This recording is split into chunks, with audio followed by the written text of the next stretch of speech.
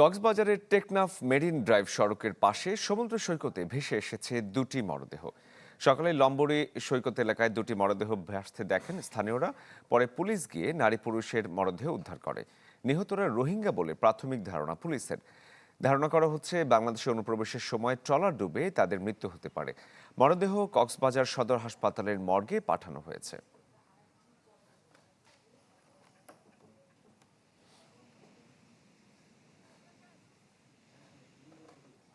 দর্শকের বিষয়টি আরো নিয়ে বিস্তারিত জানাতে কক্সবাজার থেকে আমাদের সহকর্মী আজিম নিহাদ এই মুহূর্তে যুক্ত হয়েছেন।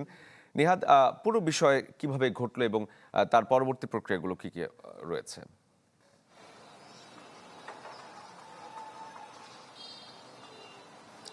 শরীফ, সকালে যখন জেলেরা মাছ ধরতে ঘাটে গিয়েছিল, যে লম্বরি ঘাট এবং মিঠাপানির ঘাট, সেখানে ঘাটে গিয়ে তখন তারা পানিতে ভাসমান অবস্থায় দুটি মরদেহ দেখতে পায়, দুই ঘাটে দুটি। এর মধ্যে যেই তরুণের মরদেহ পাওয়া গেছে, তার শরীরে জ্যাকেট এবং একটি প্যান্ট ছিল, তবে তরুণীর গায়ে কোনো কাপড় ছিল না। এবং পরবর্তীতে তারা পুলিশকে খবর দেয়। পরে পুলিশ গিয়ে সেখান থেকে তাদের মরদেহগুলো উদ্ধার করে। স্থানীয়রা যেটি বলছেন, যে তারা যেটি ধারণা করছেন, পুলিশের সাথেও তারা কথা বলেছেন, যে এই টেকনাফ থেকে অনেক সময় দেখা যায় যে মিয়ানমার থেকে টেকনাফের দিকে আসার সময় নৌকা করে সেখানে অনেক সময় ট্রলার ডুবির ঘটনা ঘটে। এবারও বাংলাদেশে অবৈধভাবে অনুপ্রবেশের সময় ট্রলার ডুবির ঘটনা ঘটতে পারে বলে তারা ধারণা করছে। তবে এই ঘটনায় অন্য কেউ আহত আছে কিনা বা অন্য কেউ নিখোঁজ আছে কিনা সেটি এখনো পর্যন্ত পুলিশও জানতে পারে নাই। আমরাও বিভিন্নভাবে চেষ্টা করছি খোঁজ খবর নেওয়ার জন্য। তবে পুলিশ যেটি বলছে, যে তারা প্রাথমিকভাবে ধারণা করছে যে দুইজন তরুণ তরুণীকে পাওয়া গেছে, তাদের বয়স 15 থেকে 17 বছরের মধ্যে। তারা দুজনই রোহিঙ্গা বলে ধারণা করা হচ্ছে তাদের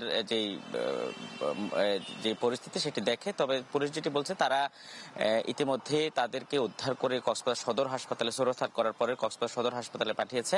এবং তারা আসলে কিভাবে সেখানে ভেসে আসলো, আসলেই রোহিঙ্গা কিনা বা অন্যান্য আরো কি বিষয় আসলে রয়েছে, সেগুলো নিয়ে তারা তদন্ত করছে। তদন্তের মাধ্যমে বিস্তারিত বেরিয়ে আসবে। তবে আমরা আপনি জানেন যে দীর্ঘ সময় ধরে যেটি হয়ে আসছে, যে 2017 সালের পর থেকে বিভিন্ন সময় মিয়ানমার থেকে ট্রলার নিয়ে বাংলাদেশে অনুপ্রবেশের চেষ্টা করে সেখানে নাপ নদীতে হয় বঙ্গোপসাগরে, এভাবেই আসলে ট্রলার ডুবির ঘটনাগুলো ঘটে।